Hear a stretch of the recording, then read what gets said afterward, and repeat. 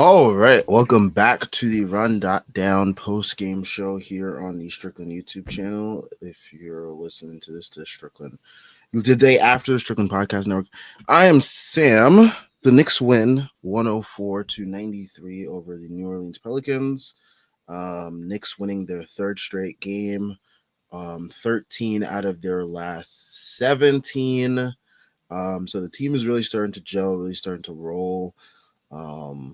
Even on a night where some guys like Cat and OG don't really have it as up to par as usual, Knicks are still able to get this win done. But before I continue on with what occurred in this game, BetOnline continues to be the world's most trusted betting platform and your number one source for online betting. From the earliest odds to in-game live betting, BetOnline provides you with all the action and the ability to watch the game as they happen, with the largest selection of odds on everything from football, the NBA, and college basketball to NHL and UFC. Head to BetOnline today and don't forget to use promo code BELIEVE, that's BLEAV, for your welcome bonus on your first deposit. BetOnline. The game starts here. All right, so, this game got off to a pretty rocky start, I would say. I tweeted out before the game, of course. I was hoping that the Knicks game could end up being similar to the Wolves game because, that game I was able to really just turn my brain off for half of it and not really pay attention to what was going on. This game, Knicks had to kind of play down to their competition a little bit. And, I'll give some credit to the Pelicans. Their defense and length made things challenging for the Knicks, and the Knicks were able to overcome it, as we'll get into as I continue to talk about this game. But yeah, early on the Knicks really kind of looked out of it. A lot of stupid and sloppy turnovers. Guys not hitting open shots. The Pelicans' defense and length really getting to them, forcing turnovers, getting out in transition, getting easier baskets. For a team like the Pelicans that's not as good offensively as the Knicks are, it was easier. It was better for them to get their points in transition.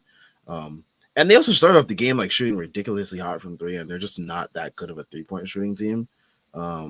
So there was that, and I felt like once that slowed down, if it was going to slow down, because there are some nights where it just doesn't. But I felt like if the Pelicans shooting slowed down, if the Knicks just like showed an inkling of life, this game would go in our favor, and that's exactly what happened. If skipping ahead to the third quarter, Knicks were down as much as like 62-48 early in the third quarter, and once Brunson started getting hot in that third quarter around like the 6.5 minute mark in the third, that's kind of where the Knicks really took control. Brunson was hitting pull-up threes, thank God. He was able to thank God he just started to just take them, because like it felt like he wasn't even doing that at that point. But yeah, he was being more aggressive with his shot, and then he was also finding guys open. Once he started getting his threes going, then it opened up stuff for Mikal to hit some threes, Cat to hit a three. So it just him being aggressive offensively, and tonight was proof of that, giving us a little bit of that vintage Brunson, as you see under my name right there. But once Brunson's is aggressive offensively, it opens up so much more for the rest of this team, and it allows guys to just get shots easier.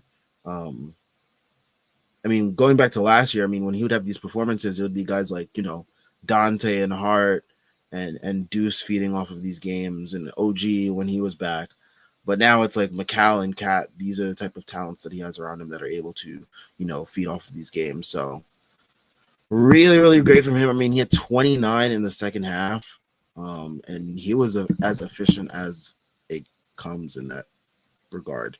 And yeah, he really put the team on his back in a night where Towns was struggling and he was in foul trouble, and he really didn't get a chance to really put his imprint on this game as he would usually do. He still ended up with a double-double, 4 assists and a block, but only played 27 minutes tonight. So yeah, he was in foul trouble early on, and that really impacted. That also impacted how the Knicks were able to play in that first half too.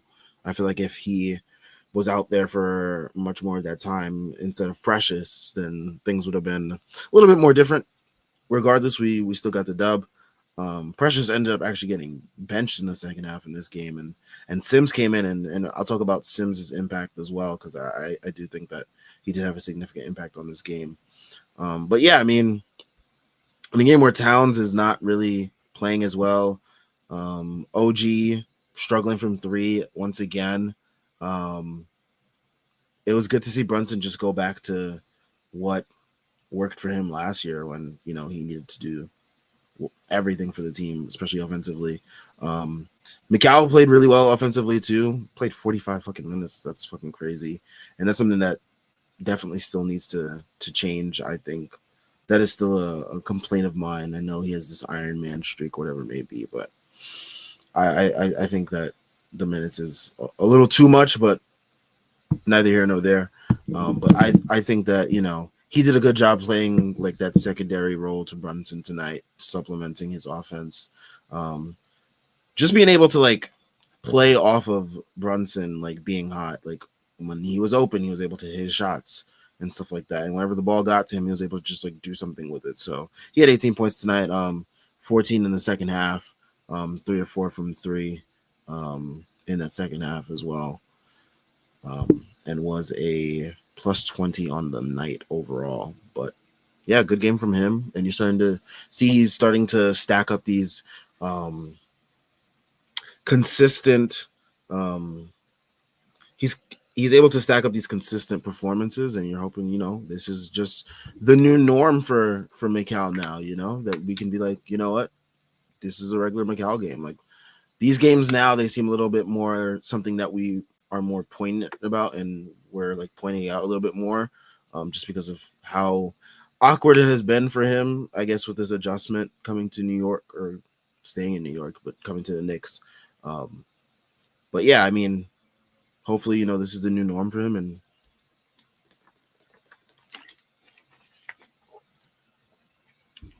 he can continue to have these performances. Josh Hart came back today, 42 minutes, 14 points, 8 rebounds, 5 assists, 2 steals, and a block. As Josh Hart of a stat line as it gets around here. But yeah, he just stepped right back into his role and was able to do things, hitting shots when needed to, and making plays wherever else it may be. I think the most Josh Hart play of the night was when he gave up that turnover, and then he came right down the court and was able to get that steal. I forgot who was on it. I think it was either like Trey Murphy or Herb Jones, one of those two. But he was able to get the steal right back, and I think Breen even pointed out, that's a Josh Hart of a possession you're gonna see right there. So that play kind of epitomizes what Josh Hart brings for this team, and he was able to do it once again tonight. And not a lot of bench involvement tonight. I mean, Deuce only played about 16 minutes off the bench. He's usually around like 27, 28 sometimes. Achua, he didn't play as particularly well, I would say. He didn't play in the second half. Payne didn't play in the second half really either. Sims played. He played about 13 minutes, had 8 rebounds, gave the Knicks some physicality, which they seemed that they were lacking once Cat got into foul trouble, and Precious didn't entirely have it, or it wasn't as impactful as it needed to be. But Sims was able to do that. He was deterring shots, especially in that fourth quarter when the Pelicans were still trying to keep this thing close. But yeah, he was deterring shots at the rim, getting rebounds. And yeah, I mean, back to the Sims that we saw kind of to start this year, and he kind of like tailed off, and his performances have been kind of inconsistent and not really good. But tonight he was really good. Plus 17 tonight, only plus off the bench. I mean, everyone else was a minus, so that's telling within itself right there too. So yeah.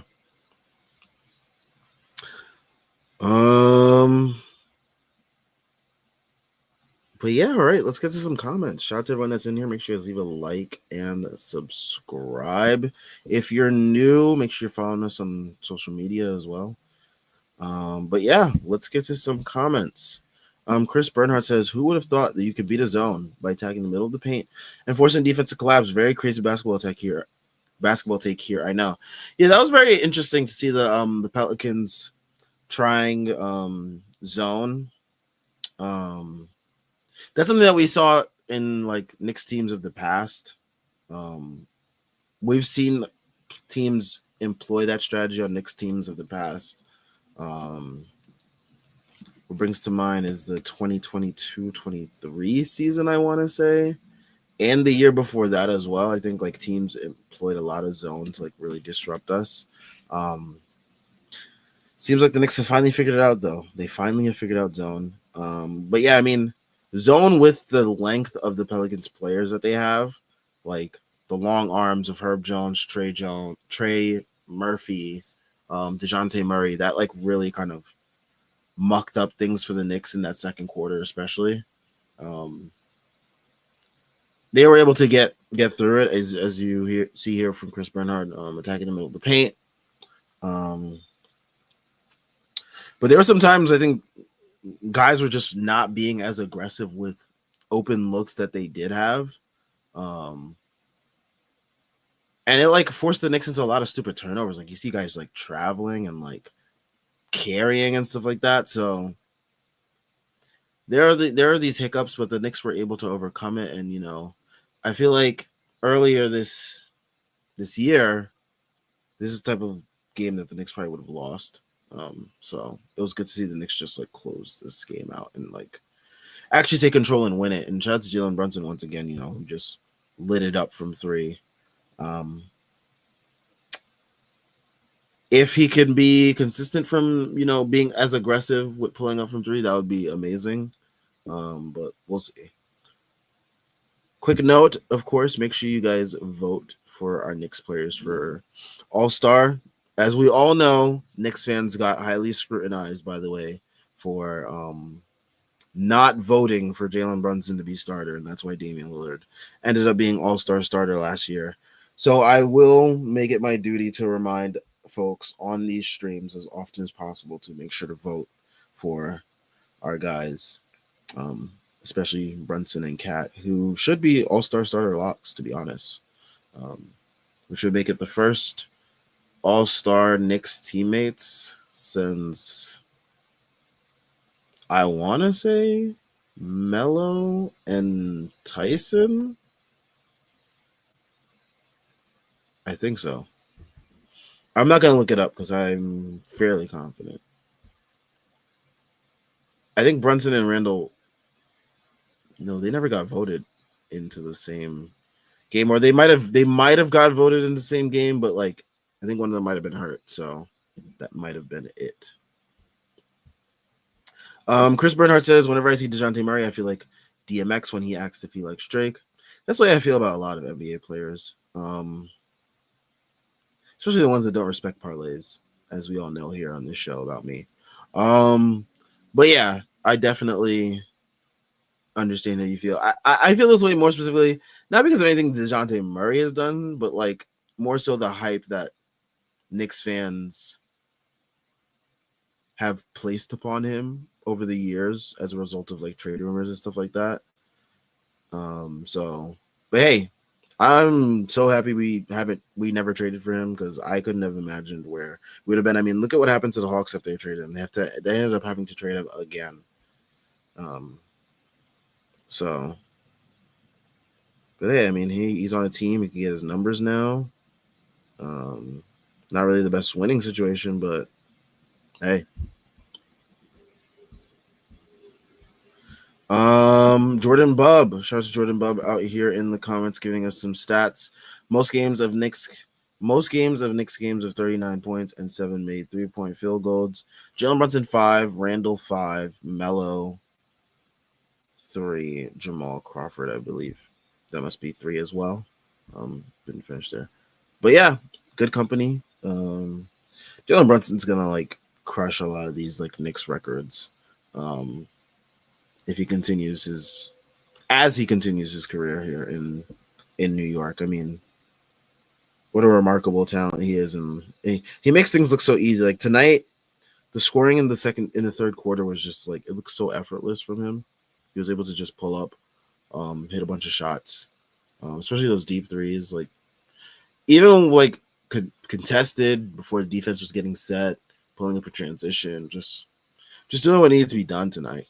And, that's what we saw last year, and like thankfully we don't need him to do that every night this year. But like you still want to see that like level of aggression at least offensively. Just not even if he's not going to be like scoring as crazy as he did last year, just like being aggressive offensively enough to where you can set up guys. So and it seemed early on in this game, it was like, oh man, is this gonna be another Brunson game where he's like bothered by length, like against Dyson Daniels? And it's like, nope, he was able to just turn that around. Hope you're kind of wishing that he would have done that in the Hawks game, so that way the Knicks could have moved on to Vegas. But when you think about it, do we want the Knicks to have been as exhausted?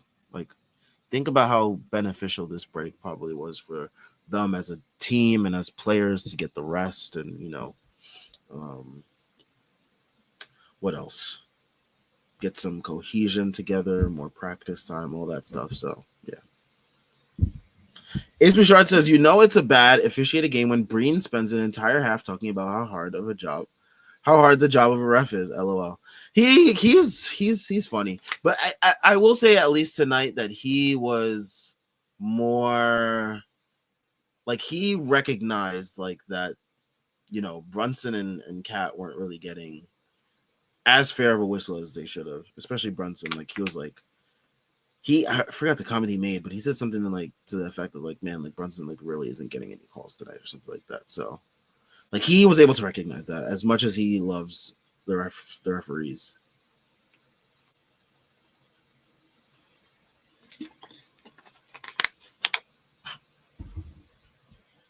Let's see what else we got here.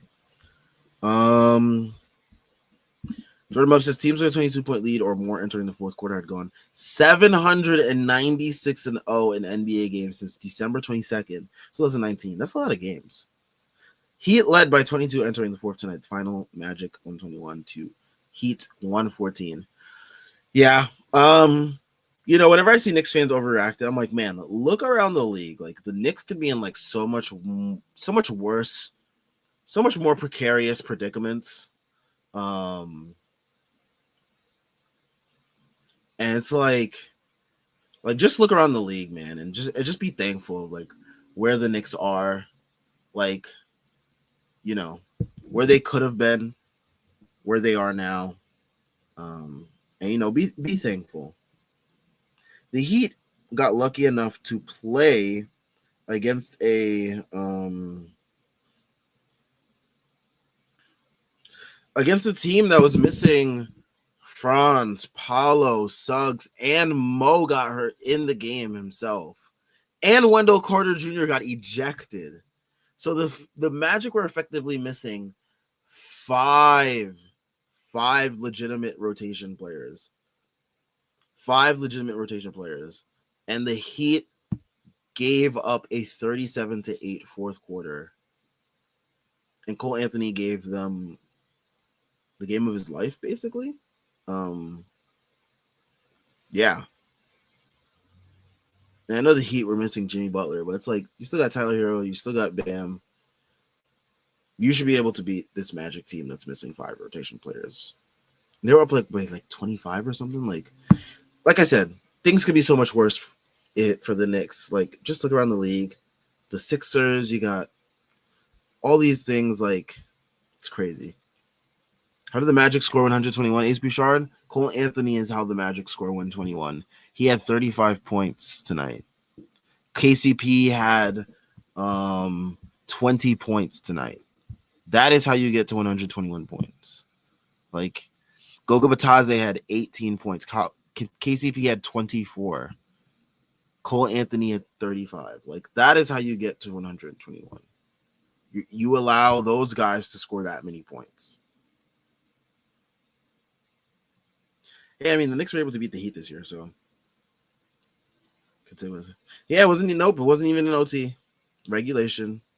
It was a 37-8 fourth quarter. The Heat could not score in the fourth quarter.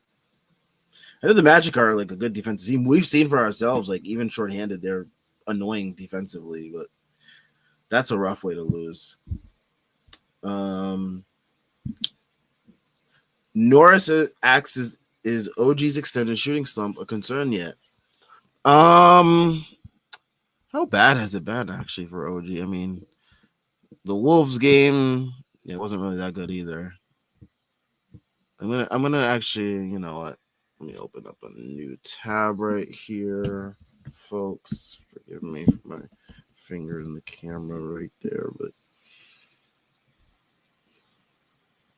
let me just look at OG's game log.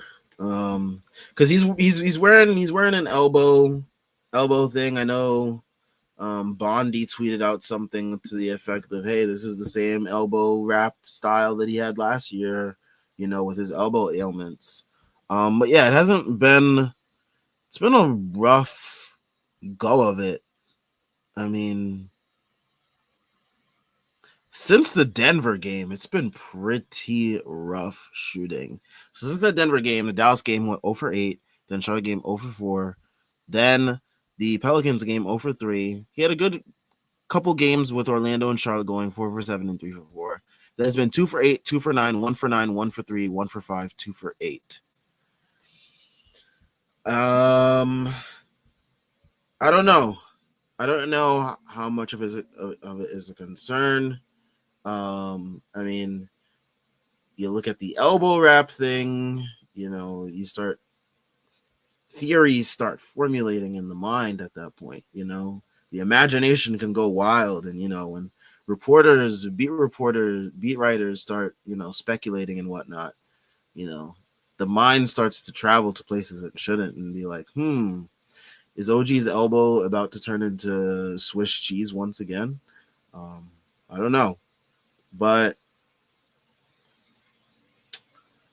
you know, I am confident that he will, you know, find his shot once again. But yeah, I mean, I will be concerned in about a week and a half or so. Then I'll be concerned. Ace Bouchard asked, how much are the Sixers paying Paul George? A lot of money that they probably shouldn't be for someone who's actually legitimately washed at the sport. I know it was like a big sticking point for, you know, fans, the whole Paul George, and you know, what Knicks acquired tonight. I mean, not tonight. What Knicks acquired between, you know, Mikal, OG, Cat, what they gave up, and then in comparison to the Paul George contract, looks bad. I mean, folks said it was bad. Like, you know, the only people that didn't know it was bad was Sixers fans. Like, Clippers fans told them it was bad. Knicks fans, who they were laughing at, told them it was bad.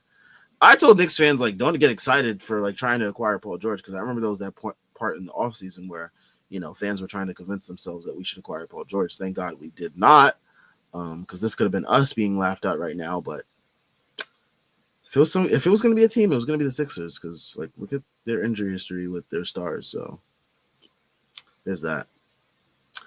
But yeah, like I said, it goes back to my point before. You know, when Knicks fans are complaining about, you know, how inconsistent our team is, I mean, like, thank God that's our, like, worst thing to be going through right now, because, like, we could be a lot of these other teams. The Heat, we could be the Sixers, we could be, who else is, like, we could be the Timberwolves. I mean, look at the Timberwolves. We just played them. I mean, I'm sure Schwinn in Pod Strickland recently, and and the guys on the last post game, Con, Stacey, and Terry's probably all talked about, you know, why the Knicks made this trade, and you see the such stark differences in what a Randall sort of centric offense looks like versus what an offense that features Towns looks like. And you know, the Knicks just their team's just better optimized with Cat, like, offensively. It's just a much better fit, and even defensively. Like, I remember hearing Schwinn on the last Pod Strickland, he mentioned something of the effect of, you know, we were all kind of talking ourselves into the idea of Randall at the 5, but like how realistic would that have been defensively and whatnot? I mean, with Cat, it's like you have a true 5 out there, like, and he hasn't been like a slouch or anything. To my eyes, he hasn't looked like a slouch, or at least as bad as I anticipated it to be. So there's that as well. But you see in that game, and you see with lots of Timberwolves games and lots of Knicks games, you see why the Knicks made that trade. You don't understand why the Timberwolves did it. I mean, financially you do, but like from a standpoint of like trying to win games and like go right back to where you were, I don't see it. But that is what the Timberwolves decided to do. They're going to be an interesting team to watch, I guess, during this trade deadline that's coming up in like less than 2 months. They're going to be an interesting team. The team that we just played, the Pelicans, they're going to be an interesting team to watch in terms of Ingram, Zion. Like, there's a lot of moving parts in this NBA season right now.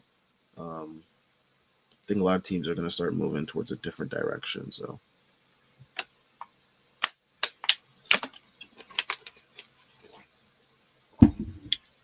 but yeah, I mean, I think Knicks will probably be active and whatnot. Probably up for a move on the margins, but won't be. I don't think it'll be anything crazy. And I'm not even sure, because like I know Knicks fans will probably be wondering, what can the Knicks do in the buyout market and stuff like that. I don't know how active they can be on the buyout market just because of CBA stuff. There's like limitations on who you can acquire off the buyout market too. Shout out to CJ McCollum. I'm so glad we beat the. I wish we beat the brakes off of them. Like we did some true belt to ass tonight. But I'll take the 11-point win. But I wish we put some belt to ass tonight. Just so CJ McCollum could really feel it for them bum ass CBA negotiations. But yeah. Ace Bichards here says make Maxey, Paul George, and Embiid really are the perfect big three. Yeah, I mean when you think about their injury history, especially this year, definitely they are all perfect for each other. Let's see. So the Knicks' next game is against the Raptors on Monday at home before our Christmas Day showdown on Wednesday. I think the Raptors like just got Scotty Barnes back, and I know Quickly is like looking to come back soon. It'd be very poetic if he came back actually versus the Knicks. But I think we should win that game. I'm actually predicting, OG bounces back. He's like 3 threes. He goes like 3 for 6 or 3 for 7, something like that. So yeah, that's my bet right there. RJ Barrett something, points, rebounds, assists. If Scotty's not playing, but if he does play, then don't take that. But take the OG threes. But yeah, I think Knicks should get this win. Nice little tune up. The Spurs are actually, pretty respectable team this year too. So that Christmas Day game should be competitive. Like Wemby has like a double tonight with like blocks or something. Almost a triple double, which is crazy. He has like 10 blocks tonight. With 10 blocks, 7 rebounds. Like if he had like 3 more rebounds, we'll have triple double. But yeah, that game should be good on Wednesday as well. But Monday, I think we should get things done against the Raptors. Hopefully the Knicks can, put the Raptors to bed early. But Raptors, like I said before, they one of them teams that, they can be super competitive. Who knows how, motivated RJ will be back in MSG once again. But I think last time we played the Raptors when they came here, like in MSG last year, we like beat the shit out of them. So hopefully we can do that again. I'd love to just turn on my brain off, and like dissociate mentally for a night. But the Knicks will make things interesting. So I predict we win that game. I think we win the Christmas Day game as well. There's been a lot of like talk. I don't like doing the whole NBA rating shit. the whole 3-point complaining boomer shit. Like that's not me. I don't do that. I enjoy games that are close for various reasons, whether that be gambling or not. Just I like entertaining basketball. Um, but there's been a lot of talk about like the NBA like Christmas Day slate versus like the NFL Christmas Day slate. Um, I think I think the NBA Christmas Day slate is okay. I think it's fine. Like the only game that probably won't be up to par is like 76ers Celtics, especially if like some of those guys are sitting, because we know what happens with like Paul George and Embiid in terms of their bodies right at this point right now. Um, but I think most of these games should be close. I think most of them should be good. Um, Last year's NBA Christmas Day slate was actually pretty valid. I think, if I'm remembering correctly, I think it was good. I think it was okay. Um, well, I don't know. I feel like just a lot of people are just looking for something to complain about this, with the NBA these days. Um, you know, there's been its fair share of blowouts. Yeah, ratings are down. That's for various reasons. People like watch games legally as hell now. Didn't hear from me though. Didn't hear from me. Um, but yeah, I mean, I think that the product is fine. Like if you like basketball, you're okay with what's occurring on television screens these days. So I don't really feed into that, but like I just want to talk about that very briefly, just because I know that's been a hot topic in the NBA landscape recently, especially a lot of talk about ratings and like why the mid range is so exciting, which is such a hilarious take. Because it's like exciting in what way? Um, like I get it's like the mid range adds for like more variety, I guess, in terms of like the in terms of style of play, and like it feels like every team tries to play the same way. But I think if you actually pay attention to things, like they don't all play the same way. They try to get the same result, but they have different ways of achieving it. So that's my little mini spiel on that. But yeah, all right. If there's is there anything else to talk about with this game? Um, I feel like I always get the games that are like pretty cut and dry, and like nothing really is to talk about. Um, I guess my only other thing, I mean, I briefly mentioned that the bench didn't get much run in the second half, and like I have my thoughts on like the rotations and stuff like that. We just saw that Shamit actually is like back, recovered really quickly from a dislocated shoulder, by the way. Um, so there's that. It's very interesting to see what the Knicks are going to do in terms of him. Are they going to bring him and TJ Warren up? Because like those guys are just like, especially TJ Warren, he's like lighting it up in the G League. But I feel like it's like the Knicks are like, they're very smart with this stuff in terms of like when they can call guys up based on like contract stuff, in terms of like if they call up this guy a certain time in the year, they can offer this person like a certain contract up to like a certain amount of money that like won't kill their like second apron shit. So I feel like that's what the Knicks are like doing. They're just like waiting for like the right time to like call these guys up, so that way they can just like give them contracts that like aren't like too crazy. Because I feel like if you call them up like earlier in the year, then it's like you got to offer them like a probably like a closer to a fully guaranteed deal or something like that. I am not the most well-versed person on all this stuff, so excuse if my language is very vague here. But I don't know. I feel like that's what they're waiting for in terms of calling up guys like Shamit and TJ Warren, because I feel like those guys would give us some much needed wing depth, especially off the bench. And I feel like a lot of guys are just playing too much. Like Mikal, love what he's been doing recently. Like I feel like he's had a really solid stretch recently. That I think for like this whole December, he's been like one of like the best players, like plus minus wise in the league. I know that for sure. And just like he's been more consistent this whole month. But I feel like he's just playing too much too as well. Like he played 45 minutes tonight, and I feel like against the Pelicans, like that's just like not what you want one of your top guns to be doing. But going back to what I said before, I think like calling up guys like Shamit or TJ Warren, just kind of helps with that. So we'll see what the Knicks do in terms of that front. I mean, there's been a lot of speculation with that.